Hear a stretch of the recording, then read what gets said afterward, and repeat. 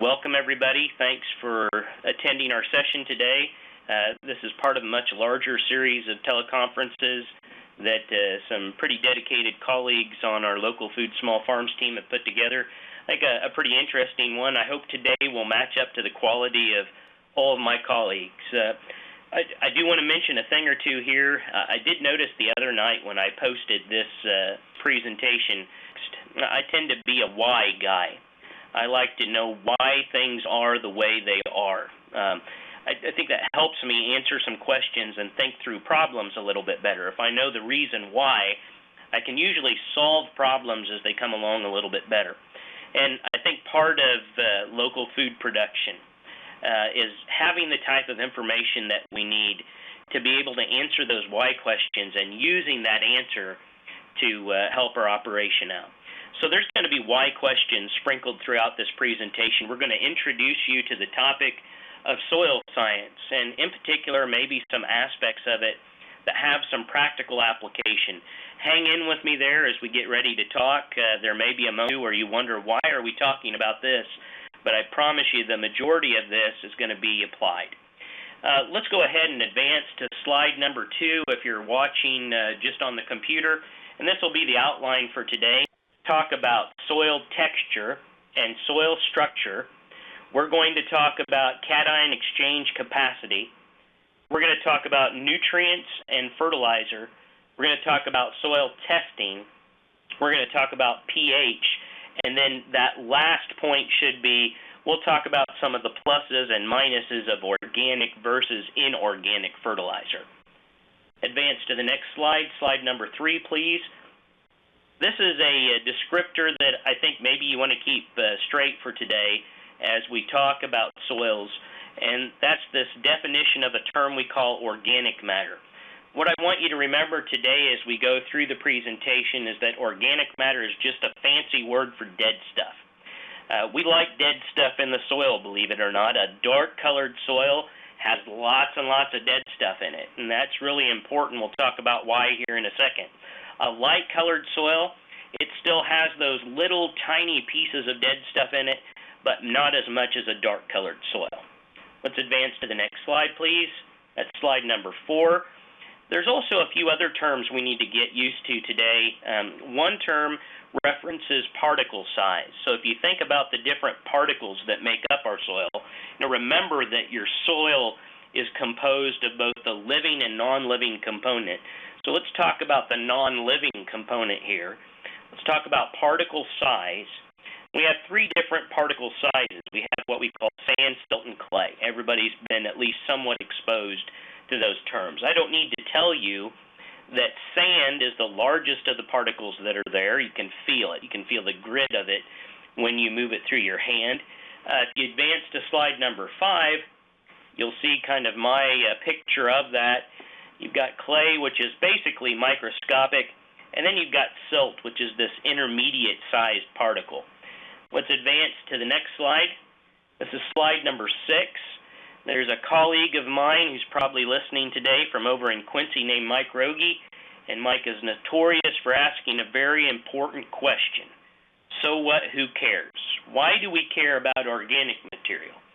Why do we care about particle sizes? Why is that even important at all? Well, let's advance to the next slide.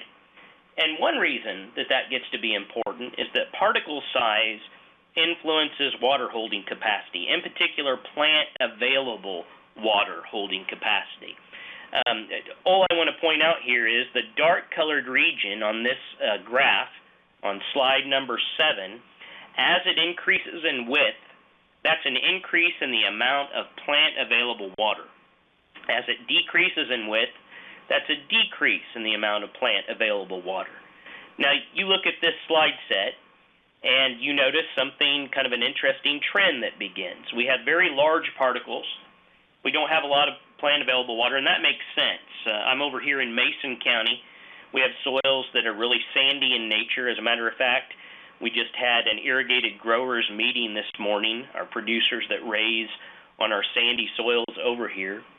And a lot of the water that's deposited, even irrigation water that's deposited on that soil, actually percolates right down through those large pore spaces in between those sand particles and goes right back down into the aquifer. The Muhammad Aquifer is the name of the aquifer we have over here. Then you'll notice on this graph as those particle sizes decrease in size as we approach what we call a loam, which is basically an even mixture of sand, silt, and clay, we have a whole bunch of water that's available to the plant. But then an interesting thing happens after that. As we get even smaller, the amount of plant available water goes down. Now, why is that? Let's advance to slide number 8.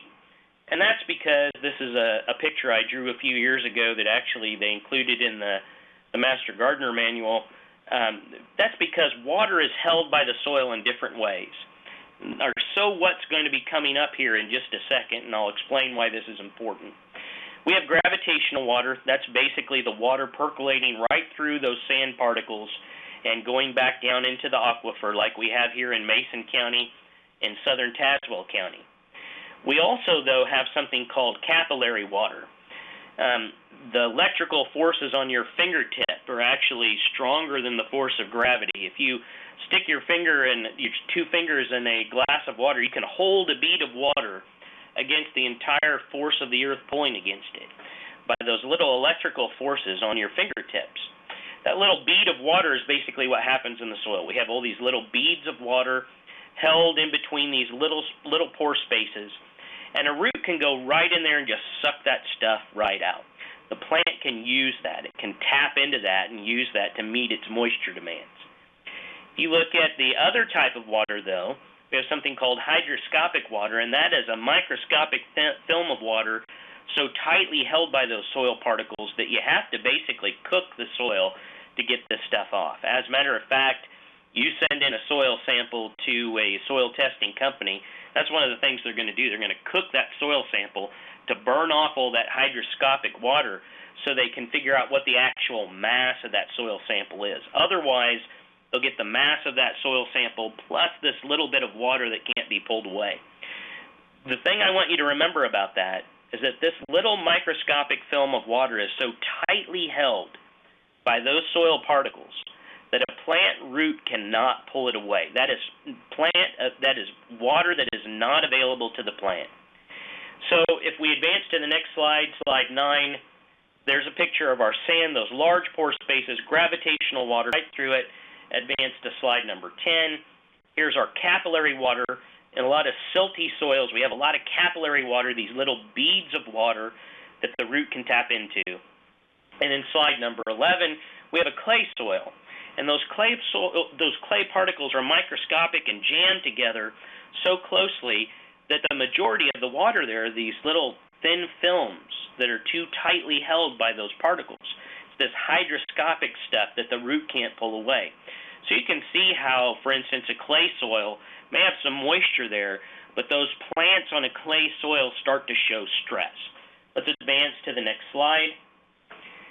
These little particles are arranged into much larger bodies. So think about these little particles as being bricks, for instance. And then we have something called soil structure, and that would be the homes, the houses that are built out of these bricks. So we have these little particles, sand, silt, or clay, and they're arranged into these much larger structures. And you can see this. I think we all have a pretty good feel that topsoil, good topsoil, tends to be pretty granular in nature. A lot of pore spaces, really granular structure. Then as we go into the subsoil, we have these blocky structures that we see, prisms maybe that may form, or columns that may form, these blocks of clay that may form, and you have these little jagged cracks within that in the subsoil. We really, really, really like good soil structure. We like having these larger homes or houses that these small particles are arranged into. So let me flip to the next slide. This is slide number 13. So what? Who cares? Why do we care about soil structure? Why do we care about particle size? Well, one reason is, slide number 14 here, you may have to click it twice, it looks like, to get that picture to show. For instance, here's a picture of my friend Mike Rogie, his high tunnel. And one of the things you may notice in Mike's high tunnel, if you go to slide number 15, is that he has raised beds. Now, there are a bunch of different reasons for raised beds, but one reason people will look into raised beds is they may, for instance, have a soil type that tends to have lots of clay, not lots of plant available water. So if they basically construct their own high organic matter granular soil there in a box on top of the ground, they'll have a lot more water holding capacity than what they might otherwise, plant available water holding capacity. There's other reasons that this is set up the way that it is, but that's one reason. Another reason we care about structure, here, slide number 16, this is actually a picture that we used for a presentation at the Specialty Growers Conference in January. This is just a picture of somebody rototilling their garden. It's incredibly important, as many of you know, that we go out when the soil is in the right condition. So if we go out there when the soil is too wet, we start churning that stuff up and it becomes compacted, doesn't it? Compaction is basically a lack of structure. So as I work that soil with that rototiller when it's wet, I'm getting rid of all that structure, all these natural little cracks and fissures, and I'm just cramming those soil particles together, and I'm forming concrete. This is why it gets to be important that we know about things like this, because it helps us maybe be a little bit more conscious of what we're doing that might compromise this desperately needed structure that helps roots penetrate, that helps water penetrate, that just really does a good job at gas exchange and those kind of things. We go out there, we mistreat the soil, like in a case like this where maybe we were going out when it was too wet, we're going to cram those particles together and form concrete. Next slide, slide number 17. So that's just a good reminder, as we all know, that before you do anything, you check the current soil conditions. Slide number 18. Now, I said just a second ago that it's very important that we know a little bit about soil particle size. And I gave you some reasons why. I said, for instance, that clay might hold water in such a way that maybe roots can't pull that away as easily, and so maybe those plants will be under moisture stress a little bit more easy, and maybe that means that we need to pay attention. We can raise crops on a soil like that, but maybe we're paying attention if it's an area that we can irrigate. We're paying attention to the water needs of plants on that high clay soil a little bit more. But let me give you another reason that's important that we know something about particle size, in particular that we know something about clay. Let's proceed to slide number 19. So what, who cares? Slide number 20. Well, one of the reasons that something like clay is important is that clay, along with organic material, is really what gives the soil our ability to latch onto, to hold on to many of the nutrients that we like. Soils tend to be negatively charged in nature, right? The little particles in there tend to have these little negative charges. A lot, not all, but a lot of the nutrients we like tend to have these positive charges, and it's like a magnet. Negative attracts positive, right? Those two are attracted to one another. So these little negative sites that organic matter and clay contribute to the soil give the soil the ability to hold on to many of these nutrients that you and I like. And actually, they grant the soil something that we rate called cation exchange capacity. Cation exchange capacity is basically just a representation of how many little negative spots are in that soil to latch onto nutrients.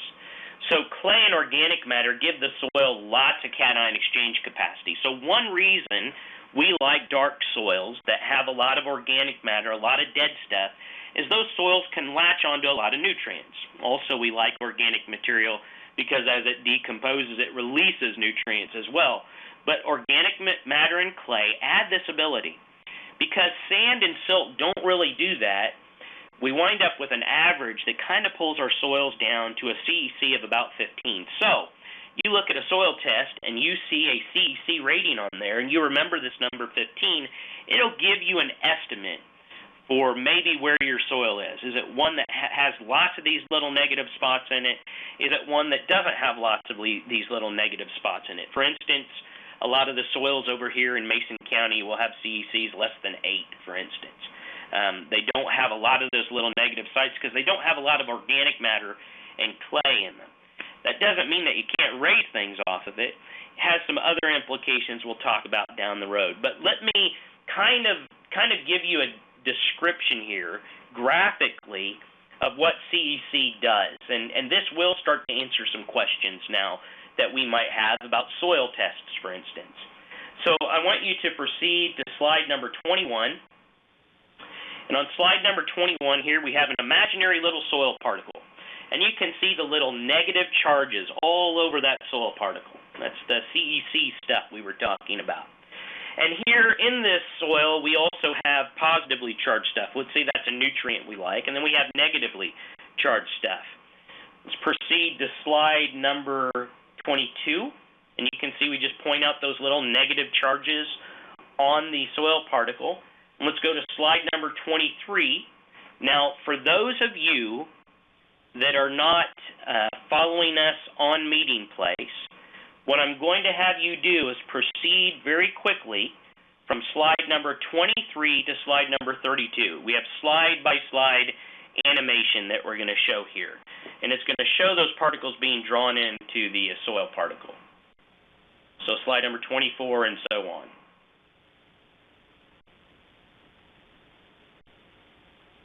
I'm going to wait just a second to make sure that all of our locations, I give them enough of the time delay here to show that happening. But you can begin to see what I just talked about.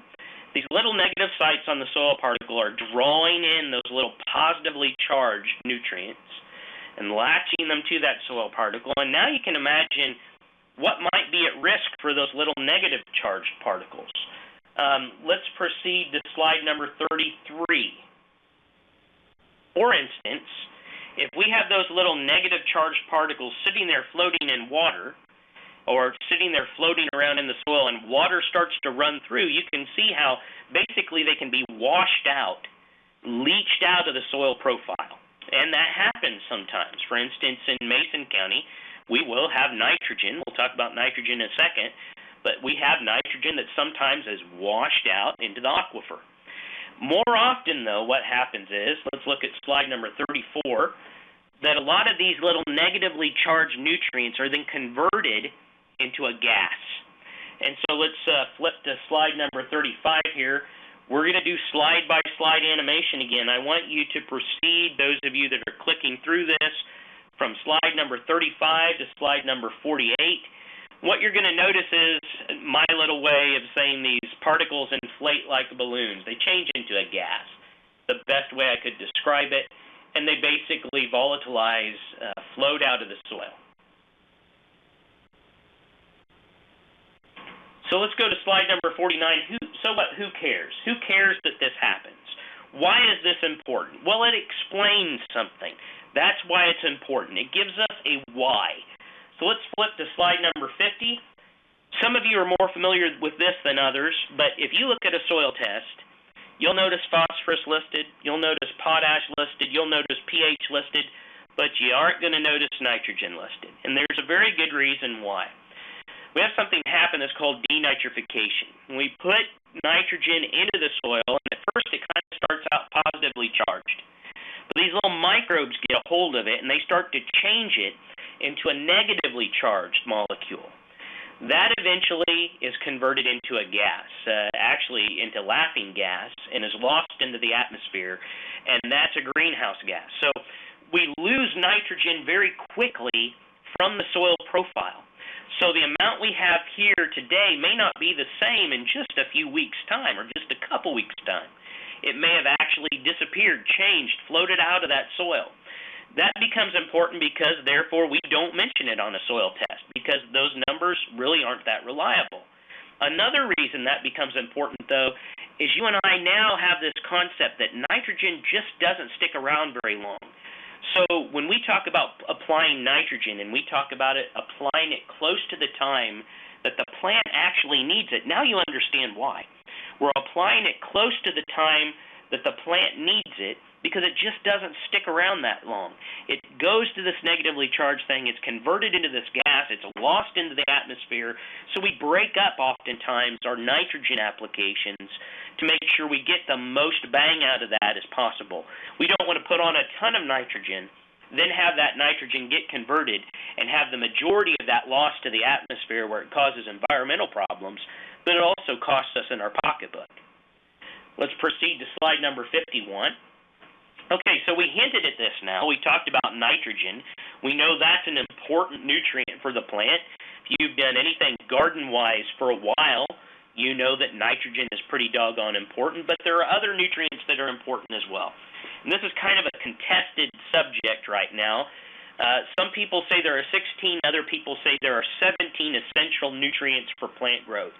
We need to go through these, maybe so you become familiar with them, but also so you maybe can make some wise decisions when it comes to fertility as you're trying to raise something.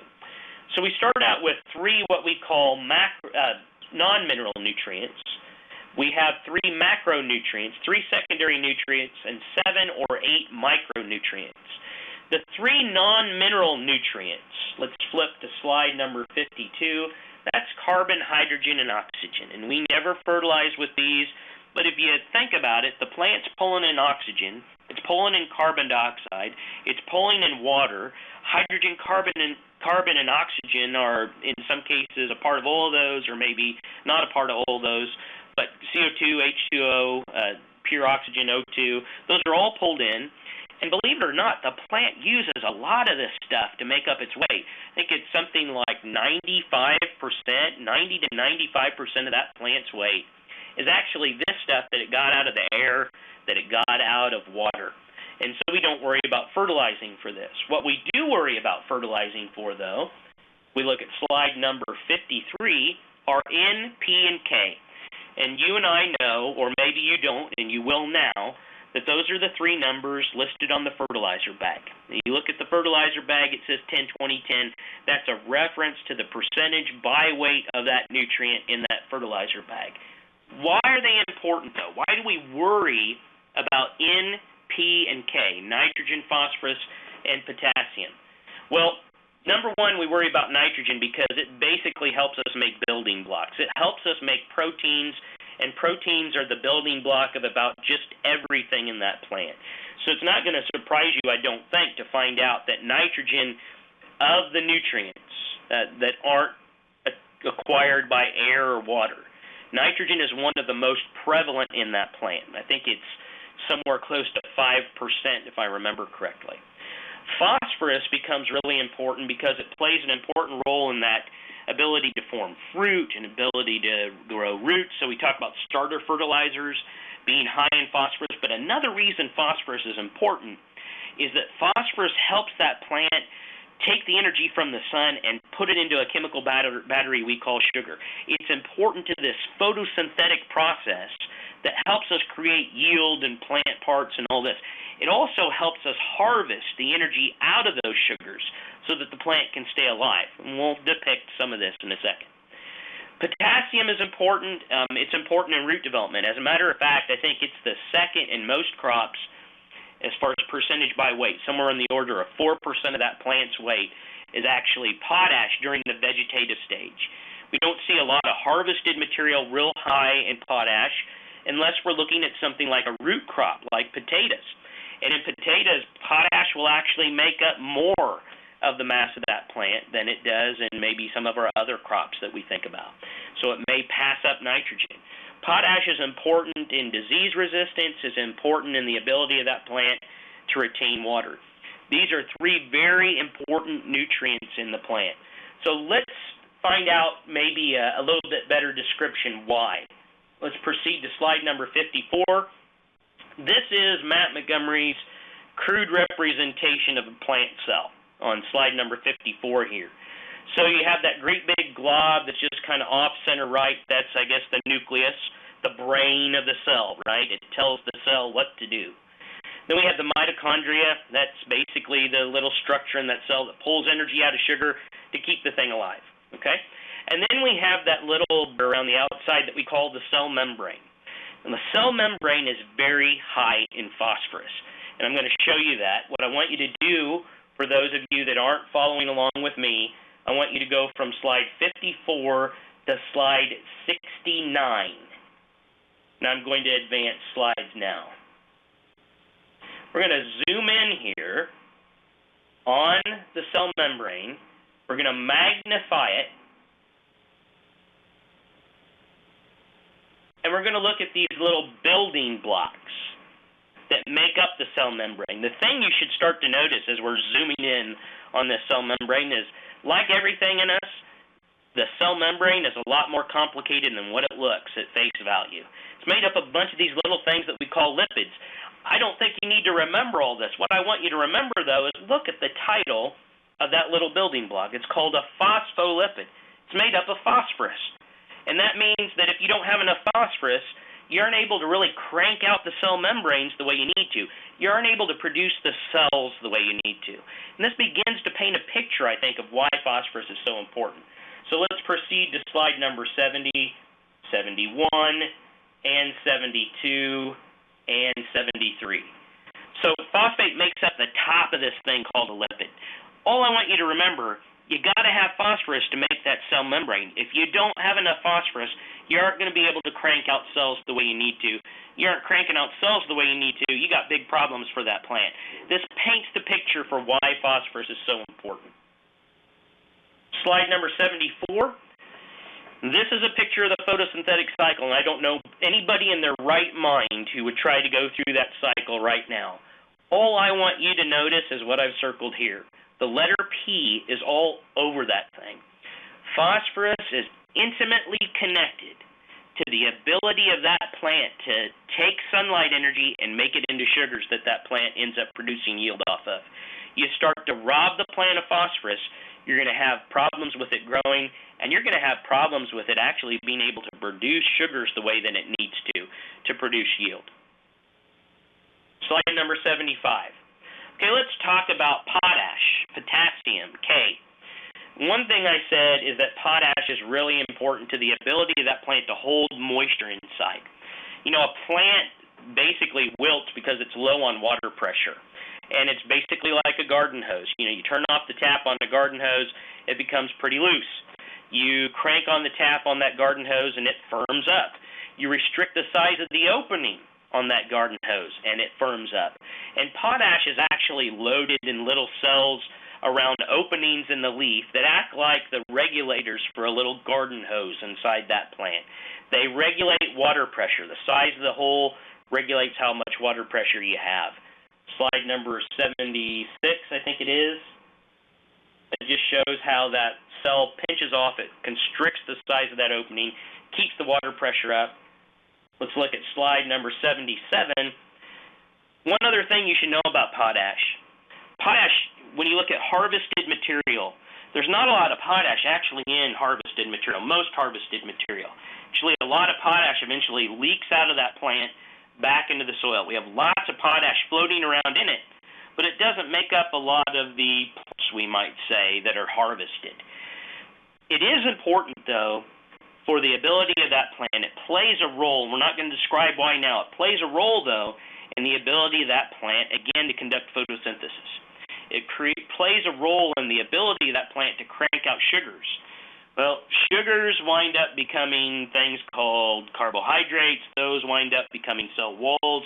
All I want you to remember is you don't have enough potash, and the barrier that keeps disease out of the cell, this blue-colored barrier on slide number 77, that ends up getting compromised. You aren't able to produce the stuff you need to make this thick cell wall that keeps the bad guys out. And all these little bad guys are suddenly able to wander inside and decimate that cell. That's why potash is intimately connected to disease resistance. We start to skimp on potash, we start to see disease go up. And that's another reason why we talk about plenty of potash. It also acts like a little train carrying sugars around in the caboose or something like that, if you want to think of it. So slide number 78.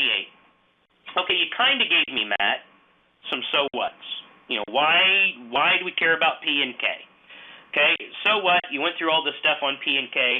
Well, I think the so what here is, like I mentioned before, phosphorus and potash, and nitrogen that we mentioned earlier, but phosphorus and potash are incredibly important to the plant.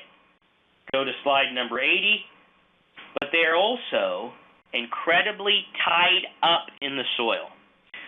When you put on phosphorus, it has a rapid reaction with other things in the soil, and it will become a coating on that soil particle. There's a lot of potash in the soil, but it's wrapped up in minerals.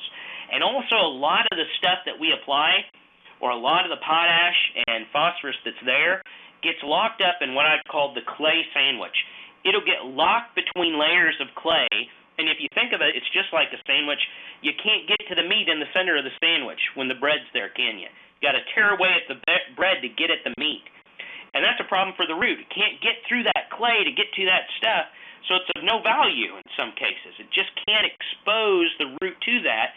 It's locked it up inside this clay structure, and it ends up making it not as readily available. Let's look at slide number 81. Here's a picture of my clay sandwich. That could be phosphorus or that could be potash between these layers of clay. What I want you to do, for those of you that are advancing slide by slide, I want you to proceed all the way to slide 93, and we're going to see as we do this that sometimes that clay wears away. Actually, what happens is through freezing and thawing, the clay kind of bends back. It exposes some of that phosphorus and potash so that it can be used eventually by the plant. It releases it into the soil, water, and all that kind of stuff where the plant can tap into it. But the point here is that that's a very slow process. It takes a lot for that clay to release phosphorus and potash. It takes a lot for minerals to degrade and release phosphorus and potash. It takes a long time for that to happen. So there's not lots and lots of this stuff floating around in the soil. Actually, one of the most prevalent nutrients in our soil is calcium, and phosphorus and potash aren't as prevalent. They even don't move very far. We put on P and K, and they don't move but fractions of an inch from the point of location. They just don't move around in that soil very much. Because of that, we've got this interesting problem. Let's look at slide number 94. So what? Who cares? Well, the plant desperately needs potash and K, right? But I said it's also not really available, and it's hard to find a little bit. So you got these roots that desperately need this stuff, but they're having a hard time tracking it down. Well, that's why we like the idea, if you'll proceed to slide number 95, that's why we like the idea that the soil is actually the living and non-living component. And that's why we like the living component sometimes in that soil, because things like mycorrhizae, little microorganisms, cover that root. They're little fungal infections of the root, basically. Cover that root. Yeah, they act like a protective sheath over it, keep that root safe from disease. But they also branch out into the soil, and they act like extensions of the root, and they help that root get a hold of phosphorus and potash better. So potash and phosphorus are hard to get to. These little mycorrhizae stretch out there and act like little extensions of the root, help the root get a hold of it better. That's a good deal. And this is one of the reasons why sometimes people argue for organic amendments to the soil. If you put stuff that's dead in the soil, it tends to cultivate these microorganisms that help us out. Let's proceed to slide number 96. So we spent a lot of time talking about the non-mineral nutrients. You'll remember that's carbon, hydrogen, oxygen. We talked about the macros. Those are the three important ones, right? N, P, and K. What about the secondary nutrients? What about the micronutrients? Do we, in most cases, get worried about those? Well, let's proceed to slide number 97. Something I want you to remember here, and we go through this when we talk in Master Gardener training, is something called the law of the minimum. I don't want you to remember the law of the minimum. I want you to remember this. Every single one of those nutrients are important. You can hear terms like macro, secondary, micro, and you can think that that means some aren't as important as others. They're all important. If any of them are deficient, you're going to have a problem in that plant. You need to have all of them. Let's proceed to slide number 98. So what about sulfur, magnesium, and calcium, our secondary nutrients? Do we typically worry about these? And I'm going to talk in generalities today. I'm not going to be talking about specific cases. I'm talking about in most soils, do we get wound up about sulfur, magnesium, and calcium? Well, remember what I said a little bit earlier? I said that calcium is probably the most prevalent nutrient in the soil. Most of our soils derive from a limestone base. Limestone is calcium carbonate, and that means there are oodles of these little calcium ions floating around, these calcium cations floating around in the soil profile. There's a lot of calcium, probably plenty of calcium in most cases. Occasionally, like for instance over here on our sandy soils, I might have an incidence of cat face on my tomato plants, where the tomato puckers up. It just doesn't look quite right because it doesn't have enough calcium because of that sandy soil. And so I have to add a little bit of calcium in cases like that so that I get plenty of cells. Calcium is really important to cells. I get plenty of cells and I get nice looking fruit. Calcium, though, in most cases, we aren't worrying about applying. Magnesium. Magnesium. Do we usually fertilize for magnesium? Anybody who puts on limestone basically fertilizes with magnesium. Limestone is calcium carbonate, but there's usually a contaminant in it called dolomitic limestone. That's magnesium carbonate. It also neutralizes the soil. Magnesium carbonate, basically what we mean with that then is that when we lime, we're also putting on a little bit of magnesium. We usually don't get real wound up about magnesium. What about sulfur? Well, let's think about sulfur. Until recently, we would all get really wound up about acid rain. I think we still get a little bit wound up and worked up about it, rightfully so. But the environment maybe doesn't have as much of it as what it used to. There's still a fair amount that happens, though. So we have acid rain, and if you know anything about acid rain basically has sulfuric acid in it. And we may apply some sulfur compounds to help out some pH, some soil acidity problems that we have. That soil needs to be acidified to get it back to neutral. We might worry about that. But in most cases, as a nutrient, we aren't really getting real wound up about sulfur in the state of Illinois. So you can save money, in most cases, on the sulfur, magnesium, and calcium. Let's proceed to the next slide, slide number 99.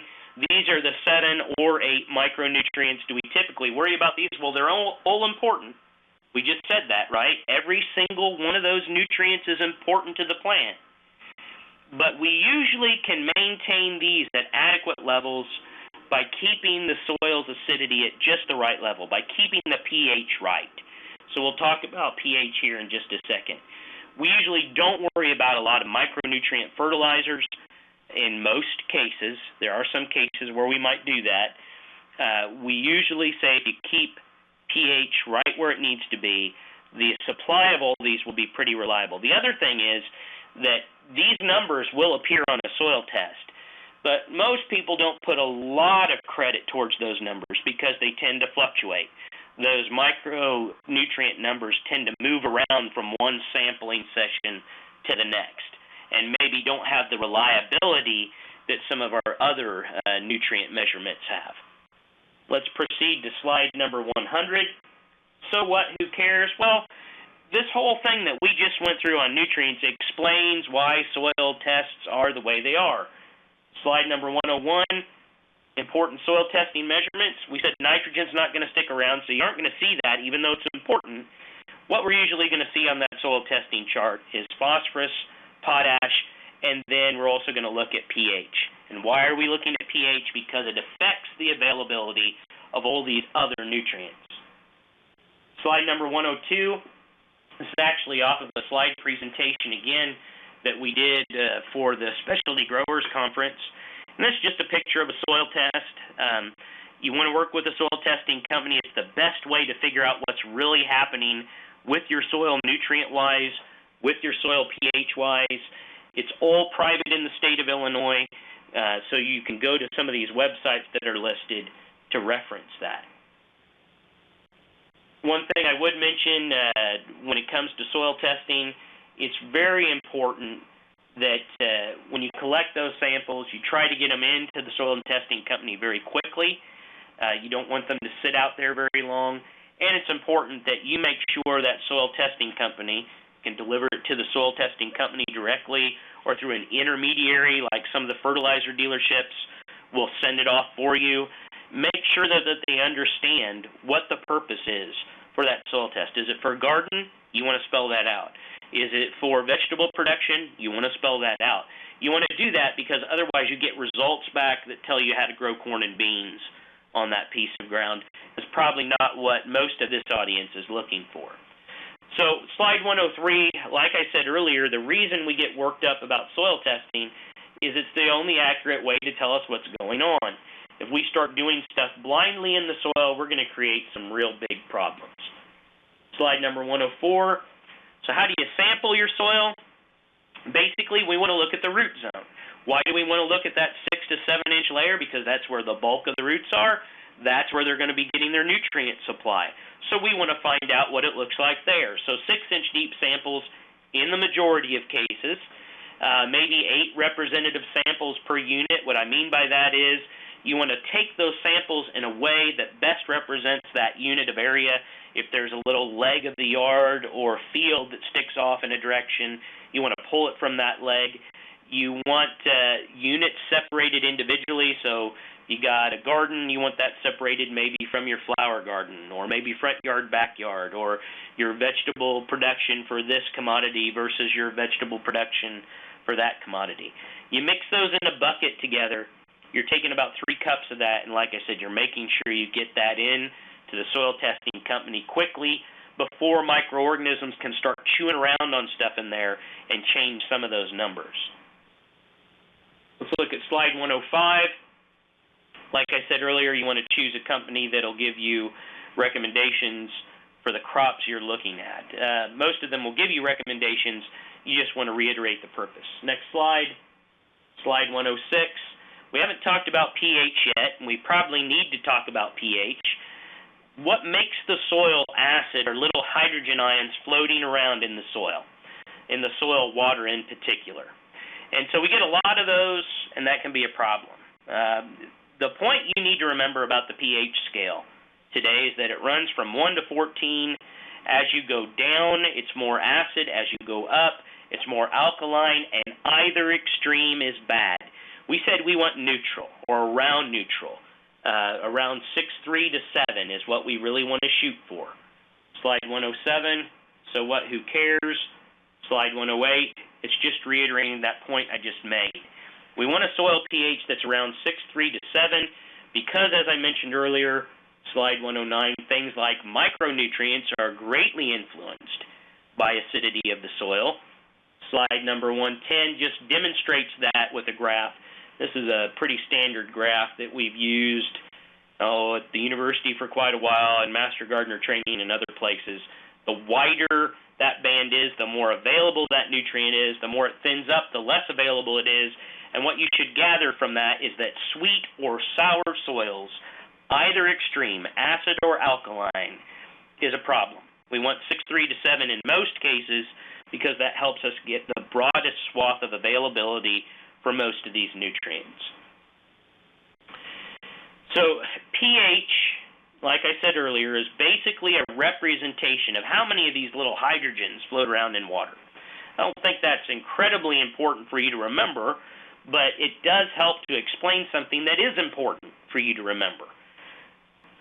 Can I go into the store, just forget the soil testing company, I'm going to go into the store, I'm going to get one of those little pH test kits.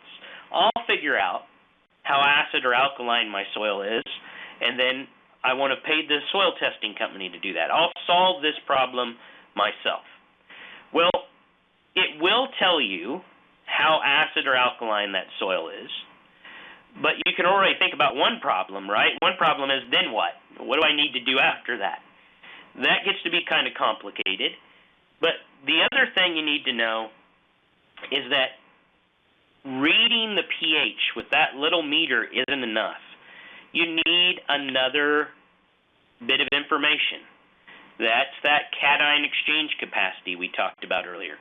You need those two numbers together to tell you how much lime, for instance, you need to apply. And I'm not going to explain why this is. It's too complicated, really, for today, because you have little hydrogens in the soil that bounce off and take other hydrogens in the water their place and all that kind of stuff that can really get us confused.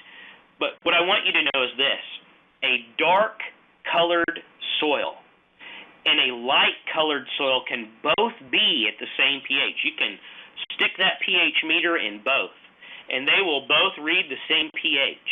And maybe you need to put on some lime and get them back to neutral. It will take more lime on the dark soil than it does the light-colored soil. You'll be able to get that light-colored soil to neutral rather quickly. The dark-colored soil will take a lot more lime to get it there. And that's because CEC, how many little negative spots are in that soil, comes into play here. Long story short, you can't just buy the meter at the store. You've got to have that pH reading and CEC. That's why we hire the soil testing company. They'll figure out what CEC is. This is really why they find out CEC to begin with. They'll figure out what it is, figure out what pH is, and they got little graphs that they can use to tell us how much limestone, or if we need to acidify it, how much sulfur we need to apply. Well, I'm going to take a second, and I know you probably aren't real crazy about knowing this, but I'm going to tell you why limestone works. You remember on our earlier slides, we talked about hydrogen is what causes acidity. Here we have these little hydrogens stuck on a soil particle, and they're causing the soil to be acid. We want to get rid of that, right? So we put limestone on, that's calcium carbonate.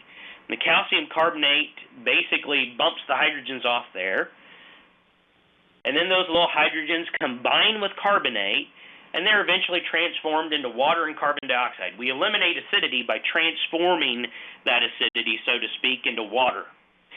Now, why did I mention all this? You cannot have followed anything, but what you should be able to spot is that carbonate is incredibly important to our ability to lime. Carbonate's what does the deal. It wasn't really calcium that did anything. It just moved the hydrogens around, right? It's the carbonate that limes the soil, that eliminates that acidity. Well, this answers a question. What about gypsum? Do you apply gypsum as a liming material? Gypsum, if you're familiar with it, is basically drywall, basically chalk, and it's calcium sulfate. Well, the calcium part of that sounds good, doesn't it? But it's missing that critical carbonate component. So we talk about it in the state of Illinois, to be honest, in most cases, gypsum's not going to do anything for you, especially not on the acidity side. It's not going to act as a liming agent. Now, there might be cases where the calcium is beneficial to raising some kind of fleshy fruit or something like that. In most cases, though, I said calcium is readily available. There's plenty of it in most soils. We said sulfur kind of gets deposited by acid rain. It becomes hard in the majority of cases to really point towards gypsum being the need. There might be some special cases where that is so. But the take-home message from this would be for you, it doesn't have carbonate, it's not going to lime. The other two nutrients are really supplied. In most cases, you can probably save yourself some money. Let's flip to the next slide, slide 118. I mentioned just a little bit ago that N, P, and K are the macronutrients. They're outside of carbon, hydrogen, and oxygen, the highest in the plant by weight, maybe 4 or 5% for nitrogen and potash, maybe like 0.5%, 0.4% for phosphorus. And they're represented on that fertilizer bag, as I mentioned earlier, by 3 numbers. That 10, 20, 10. 10 stands for 10% nitrogen, 20 stands for 20% phosphorus. We'll say today it stands for phosphorus. It actually stands for something a little bit different, but phosphorus is a good way to keep track of that. And then 10% potash. We'll say it that way for today. More or less what we're saying is 10% of the weight of that bag is actually nitrogen. So out of every 10 pounds of that fertilizer, you have 1 pound of nitrogen that's actually in there. Out of every 100 pounds of that fertilizer, 20 pounds of that is actually phosphorus. So it lets you know kind of how you need to tweak things to apply the right amount of N, P, or K. This is a little bit more agricultural, row crop agricultural in nature, but it does kind of fit in with the production of fruits and vegetables. You know, when we talk about a fertilizer recommendation for an area, even that we're growing vegetables in, we kind of want to elevate the soil to a critical level that we think it needs to be at for P and K, for phosphorus and potash. And then we call that buildup. But then the other thing is we'd like to put on what we take off, right? We want to keep all things even. We want to replace what we harvest off in the form of fruit or yield.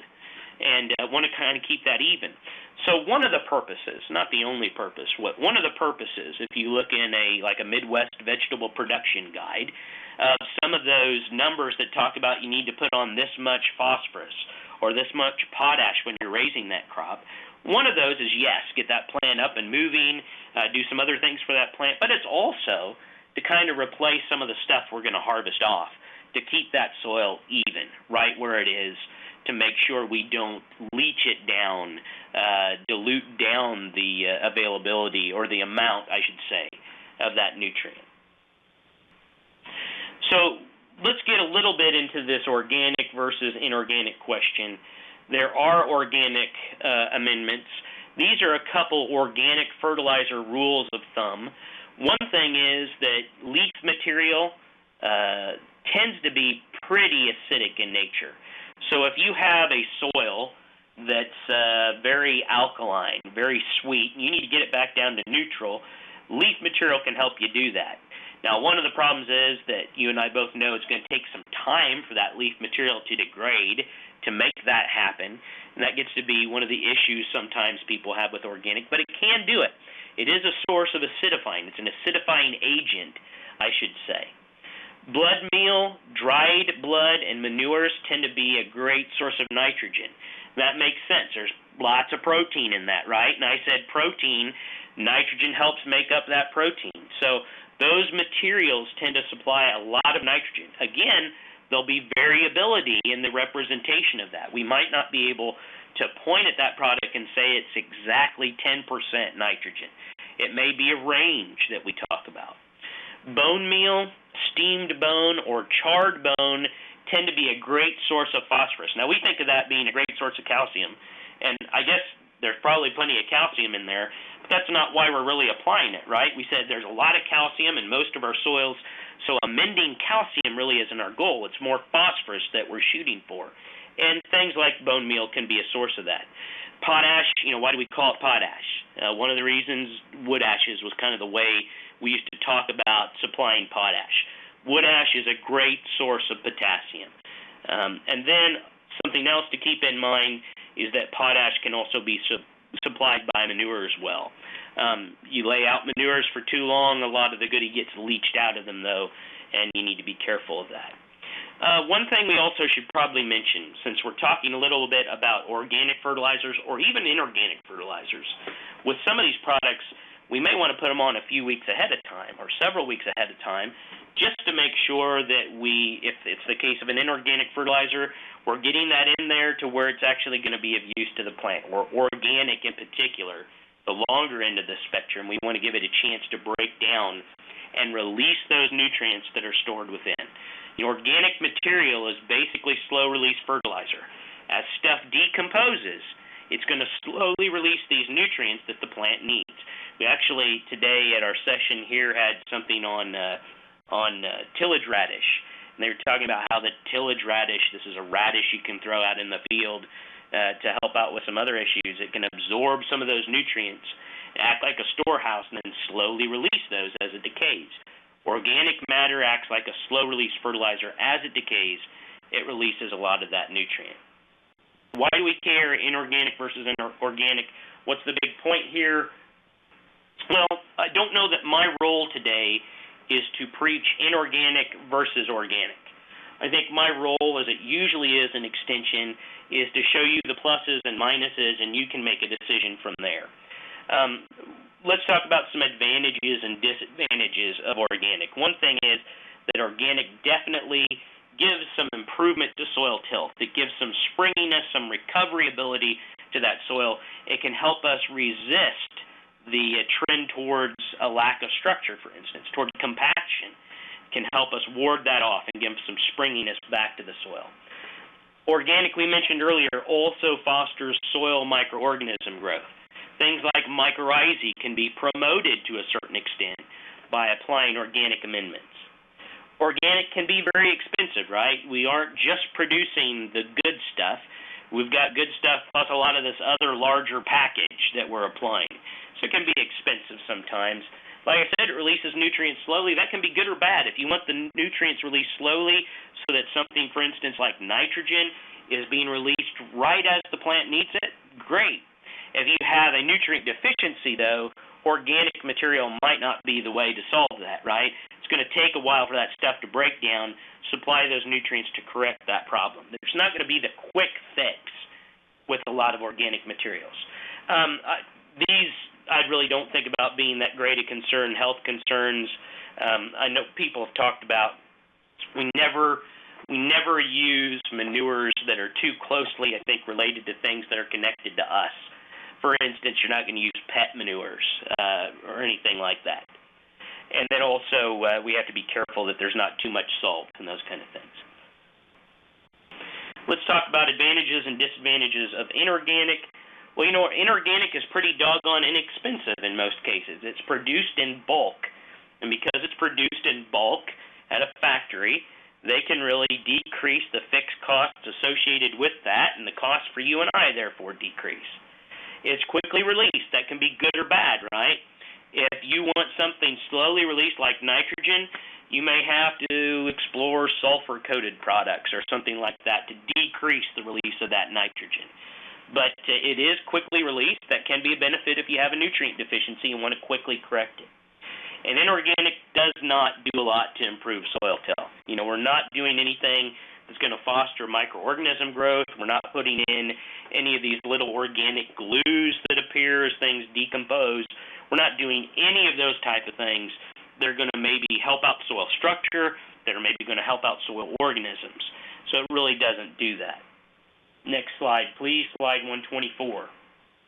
So here are just a couple rules of thumb for how maybe you could apply corn cobs or sawdust or wood chips or leaves or some of these other things. You'll notice, for instance, something like compost, instead of talking about a certain number of pounds or a certain number of bushels, we're talking about so many inches of product laid over the top of the ground and then worked in to that root zone. So what, who cares? I showed you there was a great big breadth of organic products that could be applied. Why do we care about that, though? Well, one reason is, if you look at slide number 126, some of those products will require the addition of nitrogen. In particular, if you look at the next slide, some of those products that are a little more woody in nature will require the addition of some nitrogen so that they can break down. Woody stuff takes a lot to break down. It's microorganisms that do that work of breaking stuff down. If we don't have enough nitrogen there, we're going to have enough microorganisms. They're going to use that nitrogen to reproduce themselves, to have enough workers to tear that stuff apart. We don't have enough nitrogen and we have a woody material. Those little microorganisms will start robbing nitrogen from the soil and use that nitrogen to reproduce themselves and chew up the stuff rather than your plant getting to use it. The other thing is that decomposition, releasing the nutrients that are contained within these woody materials, will really slow down if we don't add some of that nitrogen, if we don't create a situation where these little workers are produced in the kind of numbers needed to chew up that stuff. Any questions? Yes. Go ahead.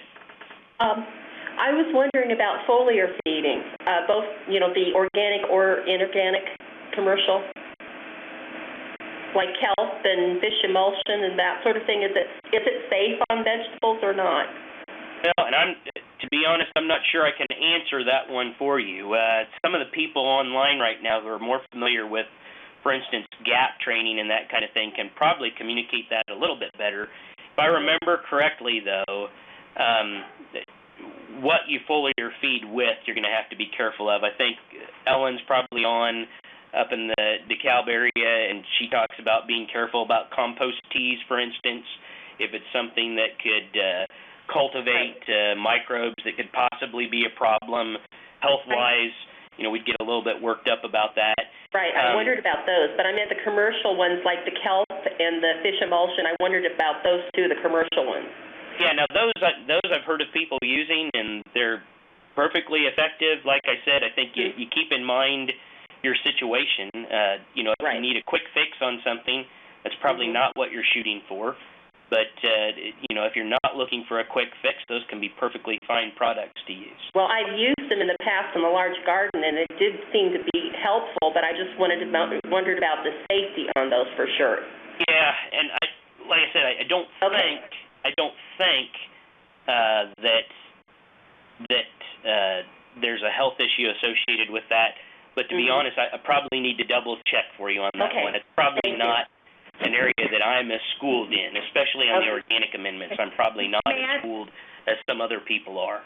Matt, I can just respond a little bit in that, yes, as far as the soil amendment goes, things like manure and so forth are excellent for improving soil, but when we do get into another topic that was covered just a week ago or so on good agricultural practices, where we're trying to keep microbial contamination out of our vegetables and fruit production areas, then that becomes more of a concern. And the general guideline is that if you're going to use something like manures and other things that have not been sterilized or at least treated well, even compost, if you're not sure it was hot composted, it was only cold composted, then general guidelines are to incorporate that always rather than putting it on the plant, and to put it down 120 days prior to when you're going to harvest anything out of that garden that is edible, and at least 90 days prior to if you're going to harvest something that is further up the plant and not exposed to any soil splash. So those are the general guidelines on using any organic amendments in production. Okay. Thank you. Other questions? And thank you, Ellen. Ellen is probably the best person to reference, or at least in my experience, is one of the better people to reference on that topic. Hey, Matt. Yes, sir. Is biochar a nutrient? Yeah. Maybe you want to comment on that. And in particular, what are you thinking on biochar, James? What kind of questions are you thinking of there? Application just for soil fertility. Is it one of the nutrients is it a source of nutrient? Yeah. Now, I think one thing to keep in mind with biochar, I do think it can be a source of nutrient-holding capacity, I might say, because it is going to add some of those little negative spots in the soil. It can, in some cases, adjust CEC that we talked about earlier. I'll reference here maybe some, as I'm kind of going down the CEC route, I'm going to reference some work that Dwayne Friend from Jacksonville did on our irrigated growers plot. I do think there are cases where you can use an organic amendment to adjust your CEC, but I usually think those are in smaller areas. For instance, Dwayne Friend did a composting study, and I know composting is not exactly like biochar, but there would be some parallels here. Dwayne did a composting study for a few years on our Central Illinois irrigated growers plot, and they basically applied that material again and again and again, and albeit they got organic matter levels to creep upward, which means they saw some CEC benefit and that kind of thing. As soon as they stopped doing that, though, there was oxidation, and the compost did degrade. I mean, the organic material did degrade back to normal. So I guess one of the things I would say, and I know this wasn't necessarily quite the direction maybe that you're going, James, is when we're talking about adjusting organic matter levels, if you're going to create your own soil on a raised bed, yeah, you can do all you want there with an organic matter level. If you're going to add maybe some organic material to a flower garden-sized area, or maybe even a small garden, maybe you can do some things to adjust that organic matter and CEC level. I think on a larger field-wide basis, which is some of the people attending today, that sometimes becomes a little harder to do. And we sometimes see this tendency to have things oxidize back down to normal after we stop applying that product. Incidentally, we are going to be doing a biochar study over here in Mason County. Dwayne Friend, who I mentioned that did the composting work, is going to be doing something on our irrigated growers plot on that. Thank you. Other questions? Yeah, is there a text that you could recommend for further information? Wow, let me put a plug in for a good program. Maybe, and then I'll try to think up a text here that would be a good one. I would recommend to anybody maybe that's interested in this topic, or even local foods. I've noticed this in our area with some of our local food producers, that they seriously consider the University of Illinois Master Gardener program. What I presented to you today is kind of an abbreviated version of what I tend to present at Master Gardener training. And that manual is a great resource. Now, you only get the manual by being a Master Gardener in most cases. That would be one thing I would recommend. I do have a booklet in my office related to this. I think it's Fundamentals of Soil Science. It's not too hard to follow. I can't remember my author on that, though. Matt? Yes, sir. Can I throw out another one? Yes, sir. There's a book called Building Soils for Better Crops, Sustainable Soil Management, and you can order that online from SARE, the Sustainable Agriculture Research and Education. So if you just go to www.sare.org, it's called Building Soils for Better Crops. It's a great one. Okay, and what was the organization again? SARE, S-A-R-E. Okay.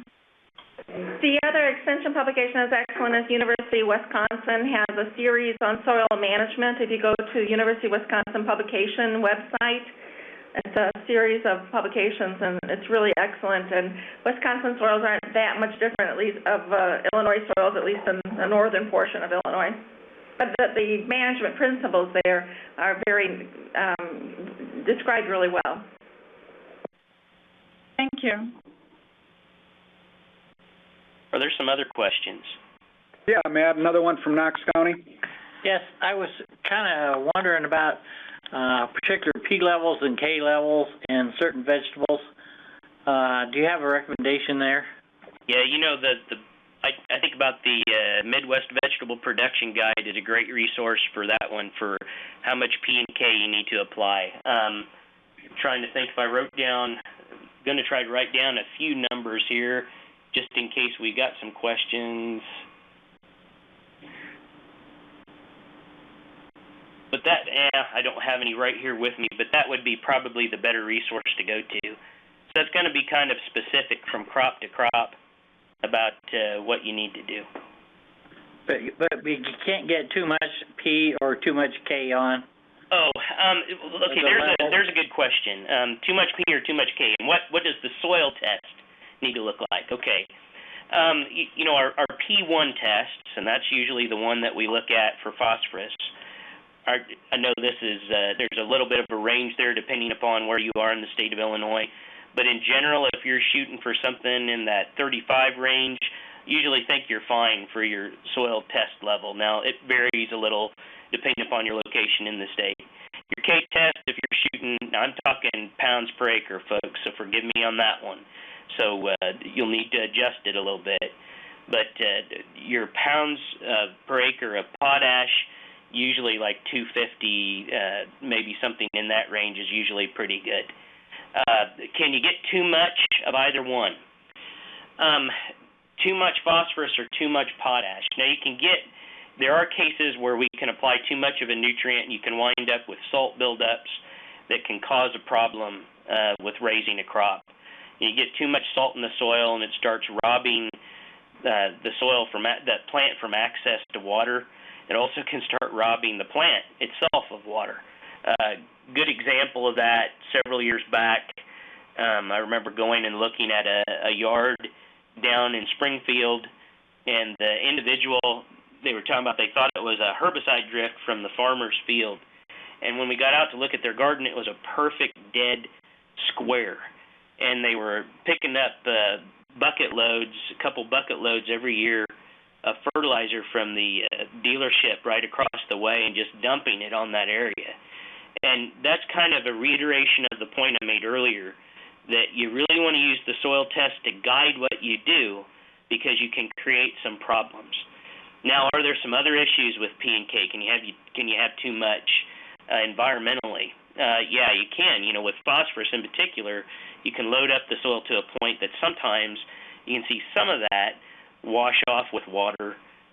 Most of the time we talk about phosphorus loss and contamination of water bodies really being through erosion and that kind of thing as the big way. Potash, there are some people that get worked up about ratios of one nutrient to another. I think most of you in the audience are going to have a hard time screwing up those ratios if you follow the soil test in particular. Potash, usually we don't see the environmental concerns that maybe we see with phosphorus. Hey, Matt. Yes, sir. So if I want to grow blueberries that require a pH of 4.67 or something like that, I can keep adding leaf litter and stuff like that? Well, I would say that leaf litter would be a method by which you could acidify the soil. What I would say, though, is that soil test becomes important to figure out whether you're getting to that point that you want. Folks may or may not remember that blueberries and a few other crops are kind of an exception to our rule. They like a little bit more acidic soil, and so you're going to have to acidify the soil to actually raise blueberries. Inorganically, that can be done through sulfur compounds, and the soil testing company will actually give you an amount. This is how much sulfur you need to apply. If you're going to try to do that with leaf material, they'll take a long time to get it there, number one, and then number two, you're going to make sure you monitor it. And I'd be monitoring it, I think, every couple years, few years, just to see if you're getting there.